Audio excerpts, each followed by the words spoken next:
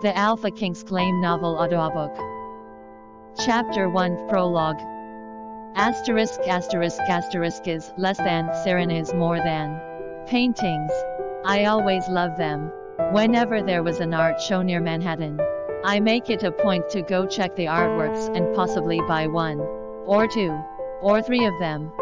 What I look for in a painting were the strokes the painter uses, the use of colors and how they blend in with the picture in general, and of course, the drawing.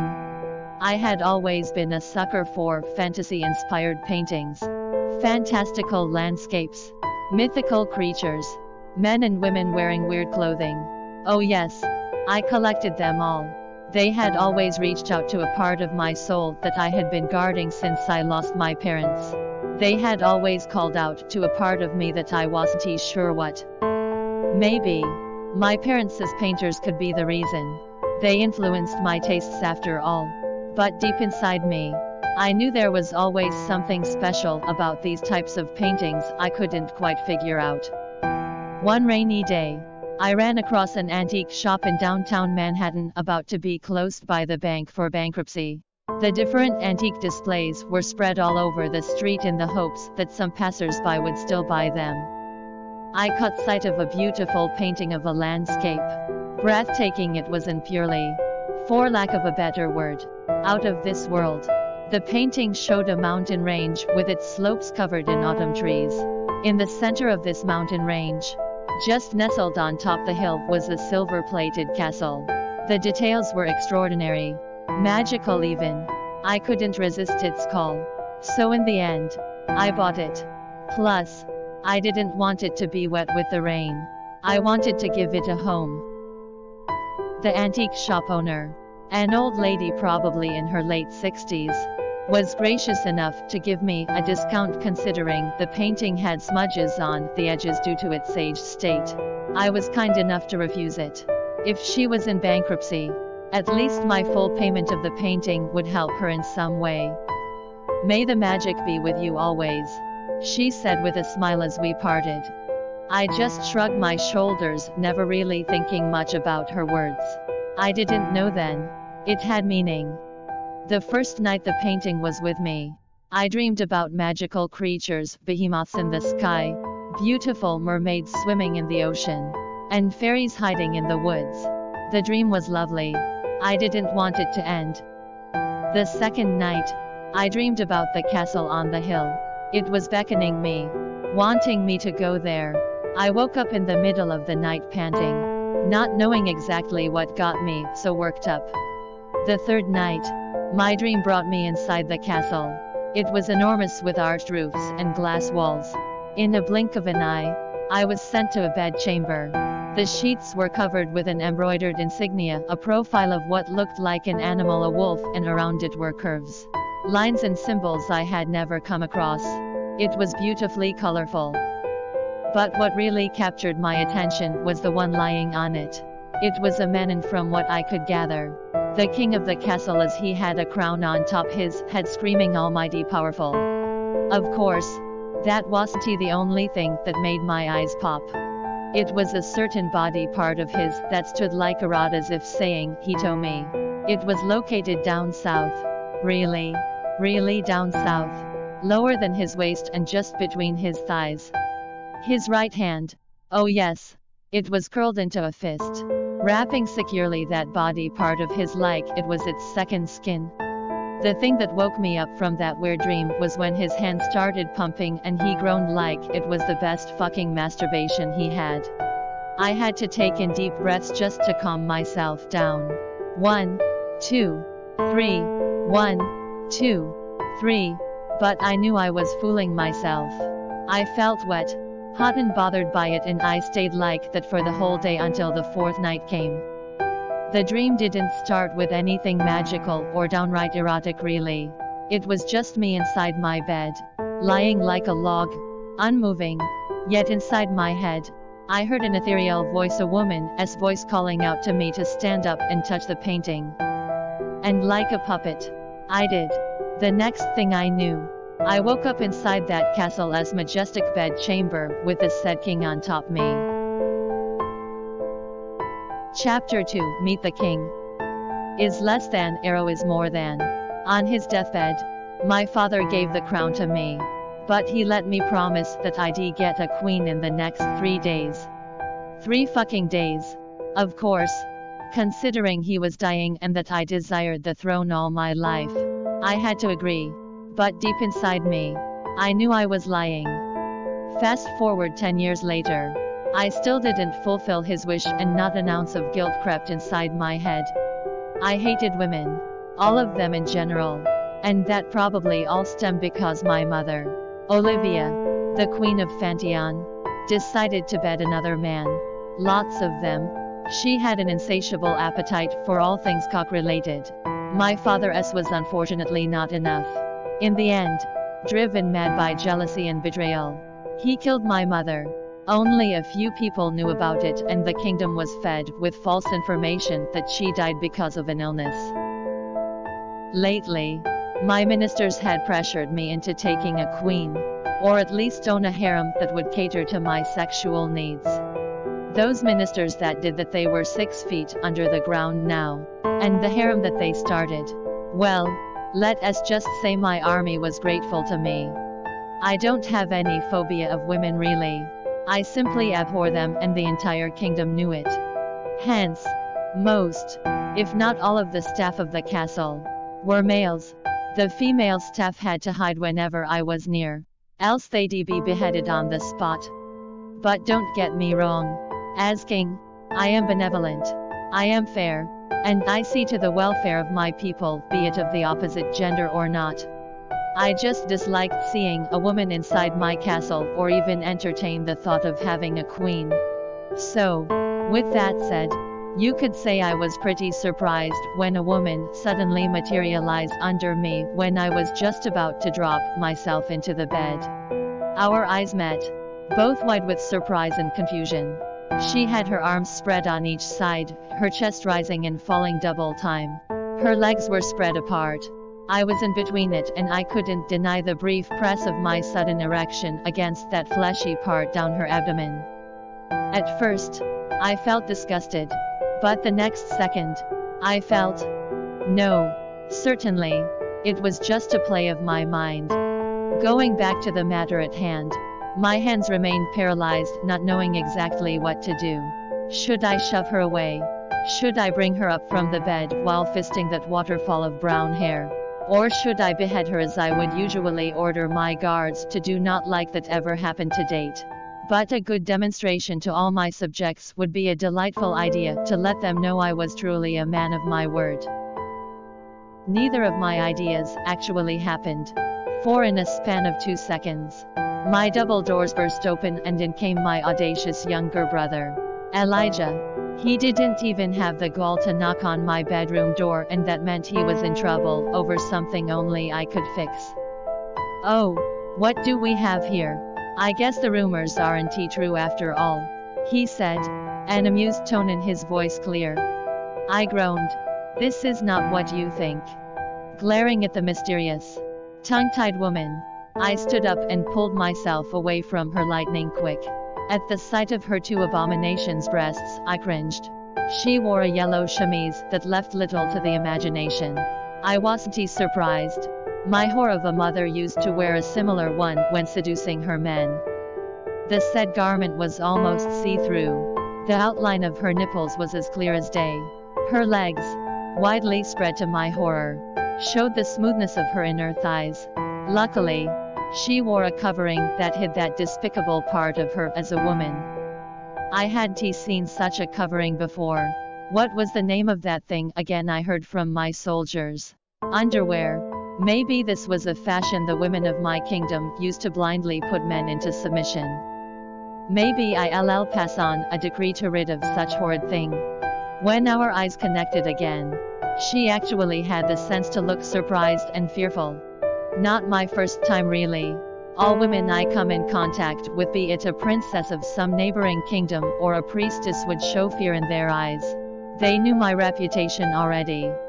But this mysterious woman, from showing fear, actually had the audacity to frown at me in the next second. She covered her body with the available bedding within her reach and shot me a glare. "What kind of prank is this?" she yelled. "I demand an answer." "She demands an answer," I scoffed. What a bold but reckless woman she was. Her head had loose screws maybe. Did she not know I was her king? "No, I demand an answer." "Woman." The muscles of my jaw became taut. My eyes turned to slits as I stared at her glare head on. "I am your king. You, however, are a nobody. Who told you to suddenly poof your way inside my chamber, into my bed, under me no less, and demand an explanation?" Suddenly, she appeared lost for a moment, her brows furrowing, and couldn't speak. My younger brother saw this as a chance to butt in. "I am not sure what you guys are trying to prove by acting as if you were both strangers." He clucked his tongue and grinned at me. "But it seems to me, brother, judging from what I saw earlier, my problem is solved. Just tell me you really like women and be done with it. I clearly saw both of you ready to fuck. You can't say I am imagining things. This is a prank, right? Tell me this is just a prank," the woman cried out, her voice shaky and desperate. Finally, she decided to leave the mattress and stood on the other side of the bed, a distance away from me and Elijah. I would have to order my attendants to change my bedding stat. I was just inside my room, she continued, her eyes wandering from the room to us. I heard a woman's voice. She told me to touch the painting. I did, and then suddenly, "I am here. It is pretty much a goddamn prank to me." She turned to Elijah with another glare and then to me and continued, "Who are you and who told you to do this?" I was beyond pissed with her demanding voice. Without thinking, I crossed the room and went straight to her in purposeful strides. "Woman, nobody," I said as I neared her. "I repeat, nobody talks to me like that. You are trespassing the royal chamber. You are disrespecting your king. You have shamefully stripped yourself in front of me. You have raised your voice to both two royals. Need I say more? For your transgressions, you will be beheaded on the first light of day." Fear crossed her eyes again, but it was only brief because she suddenly burst out laughing, one that was belly deep in full. "Oh my God, you are the best actor I have seen in my entire life." She placed a hand on my bare shoulder and patted me. Patted me. The gall of this woman. And the setting. Wow, the details of this room sure look striking. She sashayed past me and then enthusiastically studied my kingdom's emblem embroidered on my bedding. "Wow," she voiced out, her smile stretching from ear to ear. I was taken off guard for a moment. Her smile was disarming. "Seriously? What did you guys do, huh? Rent the whole bloody Hollywood for me? Who set you up?" "I am sure it was Jenny." "Right. My cousin can be theatrical sometimes." What was this woman blabbering about? Elijah and I exchanged glances, confusion swirling in our heads. "Tell me this is just your ploy to make me think you still hate women, brother." He mind-linked. I tossed him a good, stern look and answered, "Minute no. As I said, she just materialized in front of me. I didn't bring her here and we were certainly not about to fuck. Minute." "Wow." He shook his head slowly, looking amazed. Talk about a rip-off. He watched as the woman sauntered from corner to corner of my bedroom looking for who knows what. He tossed me another good look and I swear I clearly saw the cogs in his brain turning. "Minute, okay. I'll take it from here." "Minute," he told me, grinning from ear to ear. "Minute, you just keep your mouth shut. She won't see you attractive if you keep up with your stingy attitude." "What's that supposed to mean?" I growled, but he dismissed me, instead establishing a conversation with her again. "It seems you have been misguided. Beautiful. This is not a prank. You are truly inside the king's chamber. If you so kindly look outside the balcony, you will see I'm telling the truth." Elijah gestured to the grand balcony I had left open and beamed a smile on her way. The woman seemed to consider it. She slowly moved outside, Sweeping the long see-through curtains, I had to the side as she walked past it, and then stood in the center of my balcony.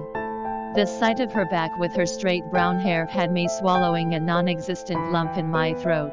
I had never had a woman in my chamber before, even more so in my arms. To see her standing there in my balcony wrecked the normal beating of my heart. I hated it. Oh God. This isn't real. She shook her head and then turned to face us again. Through the sheer curtain, our eyes met again. Hers was a mixture of more confusion, utter surprise and dread. Mine was all pride. Oh, but we are, I said, the tone of my voice turning low, predatory. So if you don't want your head cut off, you would do well to respect me. She gasped audibly, took a step back and tightened her grip on the bedding. My head, she murmured shakily, her face a painting of real fear. Then, I saw her eyes roll back. From where she stood, her balance simply disappeared. She was hurtling down the floor faster than I could react. But luckily, before her head contacted the ground, Elijah was quick to catch her. He was known across the kingdom to be the fastest werewolf there was. Well, second to their king at least. Cradled by his arms, her head hung low, her eyes squeezed shut. Whatever made her unconscious, I didn't care. It would be easier to dispose of her like this. My brother looked at me, displeased. It was the first time I had seen him like this. Brother, don't scare her away please, he said, shaking his head. She is my only chance at freedom. What are you talking about, Elijah? I barked, my brows knotting.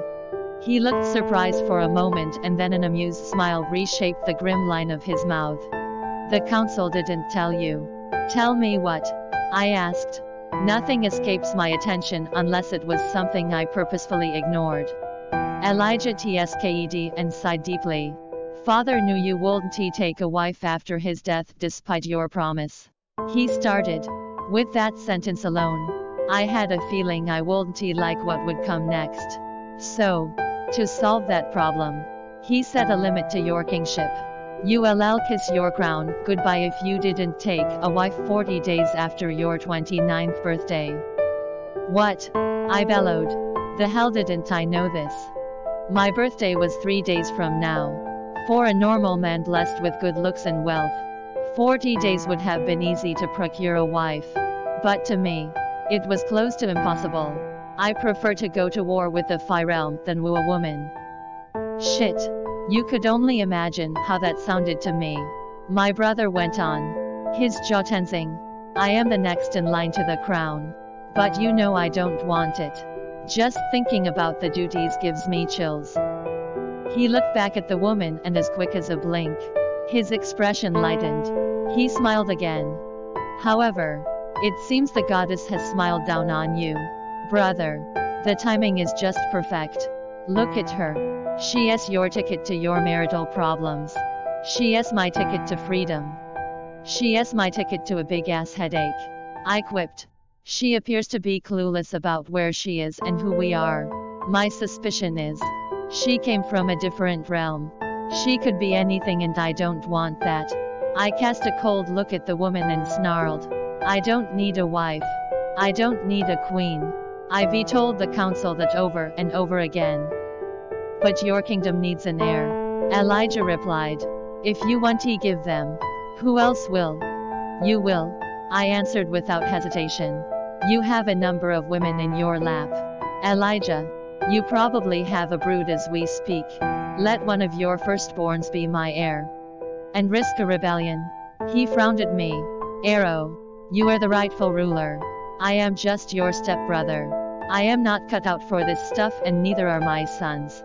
He cleared his throat and shrugged his shoulders. Well, if I do have one. But that is not the point. As your royal advisor, I advise you to take this woman. She materialized under you for crying out loud. Doesn't that means something? I hate women. I hate their guts. I abhor their bodies. I stated point blank. If you want to help me fix this problem, then I'll fix it on my own. I am the Alpha King of Fanteon. ILL overwrite our father's decree. Good luck with that then, he snapped. I rolled my eyes heavenward in response to his statement. Then I turned away from them and walked out of the balcony. Take her to the dungeon. She'll rot there for as long as possible.